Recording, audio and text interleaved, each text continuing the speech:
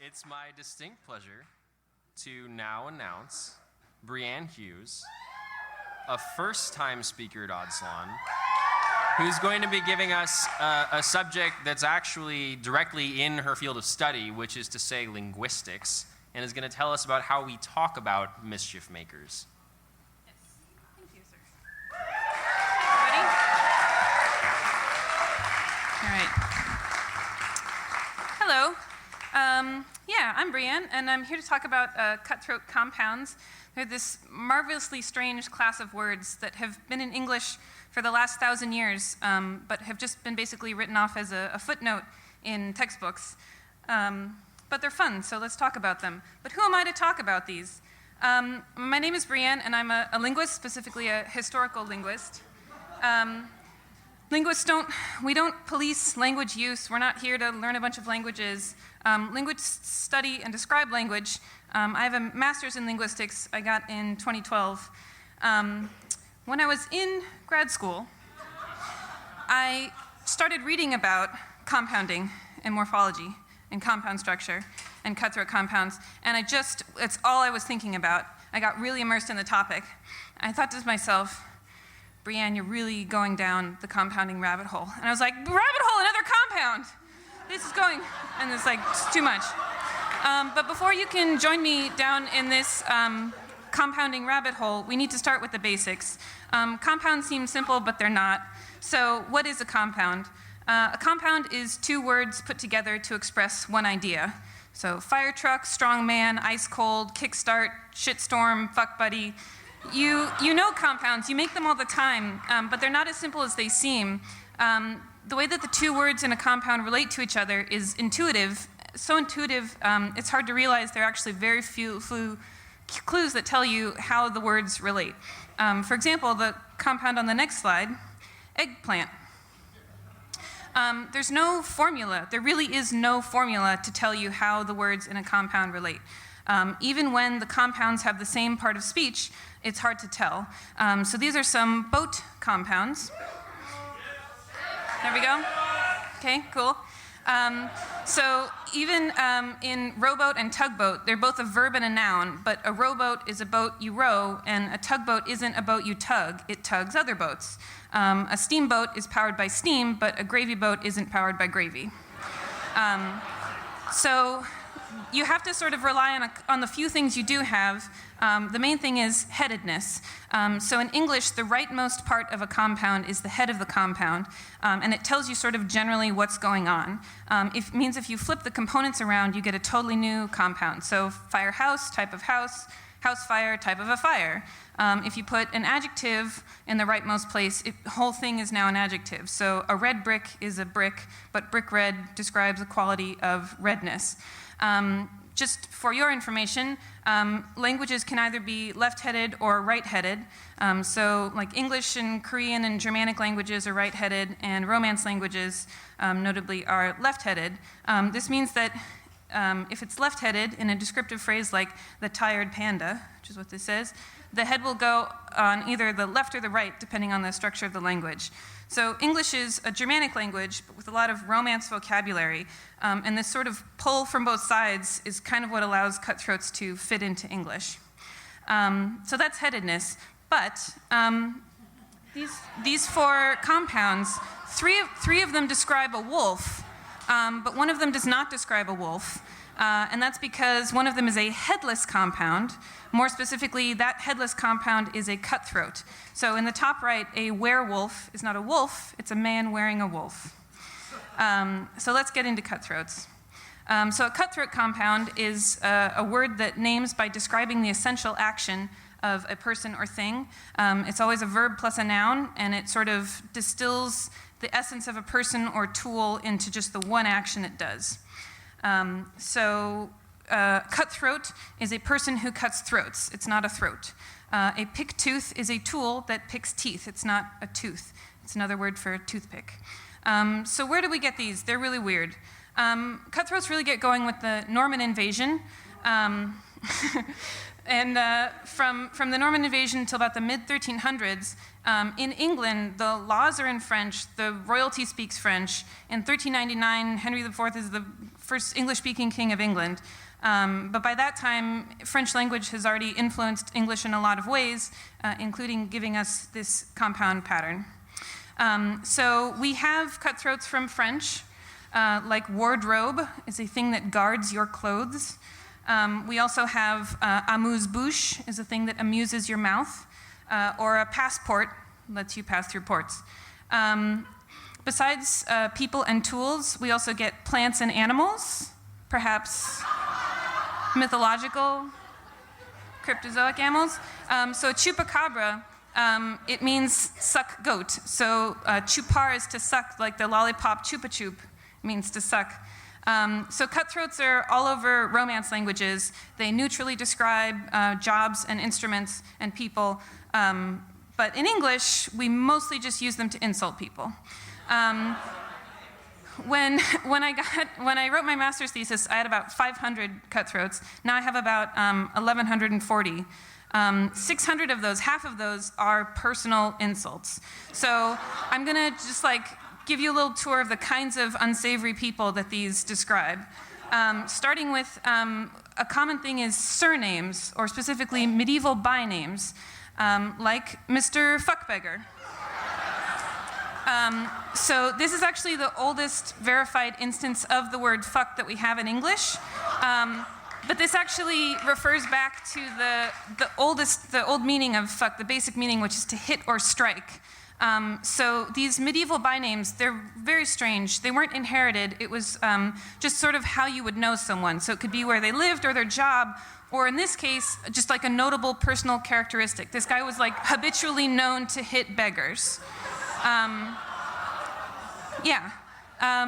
But we do get a lot of surnames out of Cutthroat. So you have Asa Lovejoy, or Ada Lovelace, or William Makepeace Thackeray, William Shakespeare, as I feel you may have suspected. His ancestors actually were spear-wielding soldiers. That's where it comes from. So here's some more groups of unsavory people. We got some cowards. A lot of cutthroats refer to the buttocks in some way, because if you were going to insult someone, it's a really good place to start. So quake buttock and shit breech, there are a lot of them. I'm writing a post about it, calling it butt throats.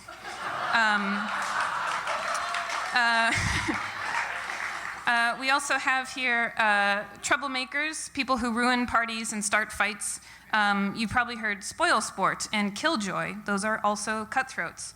We also have a lot of criminals, some petty criminals, cut purses, but then also violent swashbucklers, draw bloods.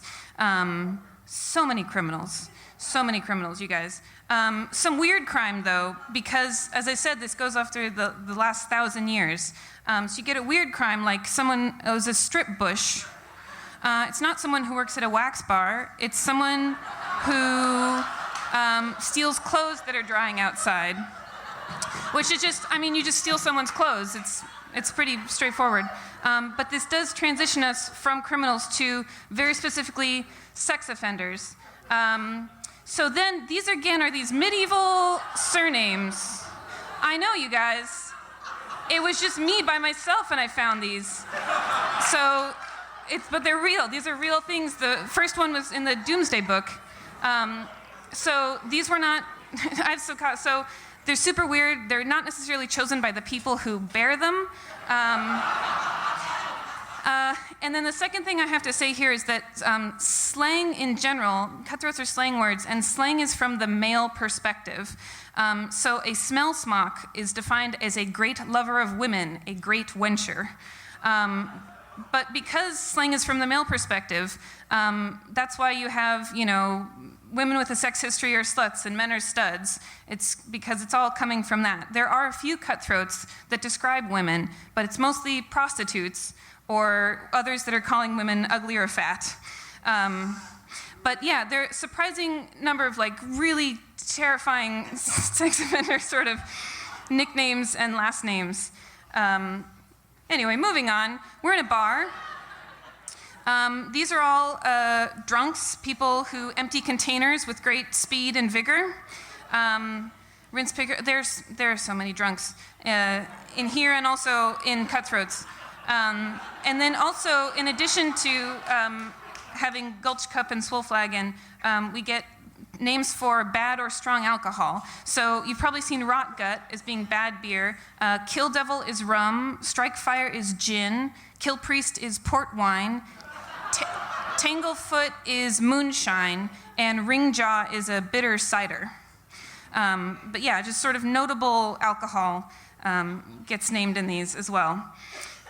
So I have 1,100 of these, and they're very strange, and it's really hard to find them. So why is it hard to find them? Mostly because they're slang words, and no one cares what peasants were calling each other. Law and religion and medical texts, they're well preserved, but slang dictionaries are a fairly recent thing. Also, many of these are surnames, and those are kept in separate books from slang dictionaries, so you have to look in a lot of places. Even if you do find potential cutthroats, slang dictionaries are very casual, and then English lacks a lot of things like gender and case markers that help you figure out the link between words. So these are very successful in Romance languages, but in English they're homonyms and you can't tell what's going on, and English does have headedness, but of course cutthroats are headless. So I have to use the one thing that we have to figure out what's going on, which is that cutthroats really love talking about the same kinds of people again and again and again. Same verbs, same nouns, same topics. It's misers and people who should be hung and gluttons and sycophants and just tailors, a lot of tailor insults for some reason. So how do I find more of them? I basically have to jump around and sort of build a web out of verbs and nouns and topics. So there are foods that you might choke on, including choke priest, which is a soup. There's a variant of it, which is strangle priest. Aha, strangle is a verb. Now I look for strangle things. I find strangle goose, who is a butcher. Then I look for things that are talking about geese. I get saddle goose, which is a fool who would try to saddle a goose. And then I look for saddle-related things, and that gets me to saddle nag. Same thing as saddle goose. So you sort of like jump around between all these similar concepts, moving between criminal dictionaries and surname databases and lists of slang, just trying to find all these things. And it is 1,000 years. So it's hard to build this web because the structure of all these words can be interpreted another way. Or sometimes I only have one source, or sometimes they were made in 1325, and you have to figure out what a sniktog is. You're like, oh, it's same as the snick fadge. Oh, great. It actually just means cut purse, but just using different verbs and nouns to say that. But I have made progress. This is what it looks like. This is 1,070 of them from 1050 to 2016. So you can see there are sort of spikes there. They come from individual things being published, like surname databases, like the Doomsday Book, or slang dictionaries. You sort of get these spikes of cutthroats. That sort of big group in the middle in the 1600s, Shakespeare did a lot of things, and there were a lot of translated works and new dictionaries and all that. From the slang dictionaries, we get the Dictionary of the Canting Crew, which is this amazing thing written by a criminal using the pseudonym B.E. Gent. Canting means slang. It has this great thing in that long title. There's a subtitle that says that it is useful for all sorts of people, especially foreigners, to secure their money and preserve their lives, besides very diverting and entertaining, being wholly new. It describes its title. It also sort of describes why I do the research. It's ridiculous and is wholly new, so why not? There's a spike in 1950 by James Thurber, who wrote a piece in The New Yorker about a word game he was obsessed with called Super Ghosts. He wasn't trying to come up with cutthroats. He wanted more words that had the letters S-G-R-A in that order. So he came up with Kiss Granny, someone who'd kiss a granny, Bless Gravy, and Toss Gravel, who's like a romantic person trying to get the attention of their lover. And they just all happen to be cutthroats. They're just the right pattern. So we still make them today, mostly as comical surnames, like Barry Shitpeas. They're just really great at nailing down a person in one swipe, just like the way Snow White or Ash Ketchum, they just tell you what the core of the character is. He's from Charlie Brooker's TV Wipe series. Another one we have more recently is Professor Steelwater, who is a villain who caused the California drought by stealing all the water. So the real reason I'm here is to encourage you to make your own mischief. Cutthroats are not hard, it's a verb and a noun. As I said, they're common topics, but really you just have to sort of think of a person or a profession you would like to insult, think about the core action, and then twist that in an insulting way into a cutthroat. I make a number of cutthroats, but I mostly do it by taking existing compounds and then twisting their internal structure around to turn them into cutthroats. For example, you could call a mechanic a search engine. You could call an architect a drawbridge. You could call a smartphone user a touchscreen. You could call a pet sitter a watchdog. You could call someone who singes their genitals a burn unit. So it's worth making cutthroats, you guys. So I have made one genuinely new cutthroat. It's not a personal insult. It's an alternate name for a small crash, like a fender bender. But instead of calling it a fender bender, you can call it a crumple bumper. Yeah. So, now that you are aware of cutthroats, you may start to see them in historical documents, novels, news stories, and that's wonderful for me because 1,000 years is a lot.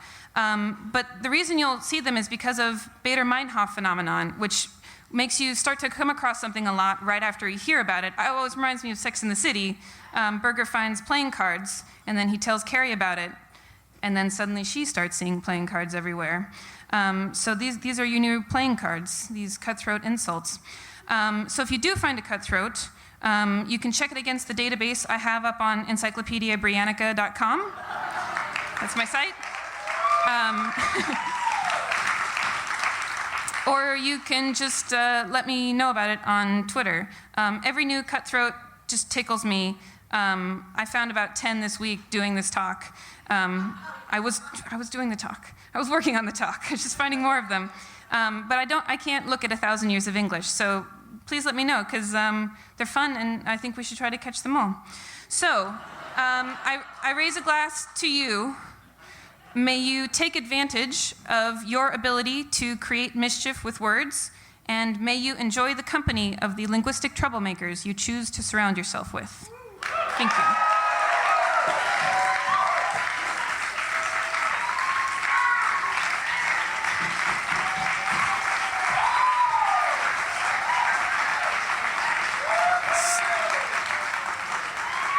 Right? So one of the fun things about curating that I've found, this being my first time doing it, is that you get to read submissions people have sent in, people you've never met, never heard of, about, hey, I think this would be a cool OddSalon talk. And this time I was like, compound words, huh? Sure, why not? Like, new speakers are always great, and that was maybe one of the best decisions I've made this year. Thank you so much.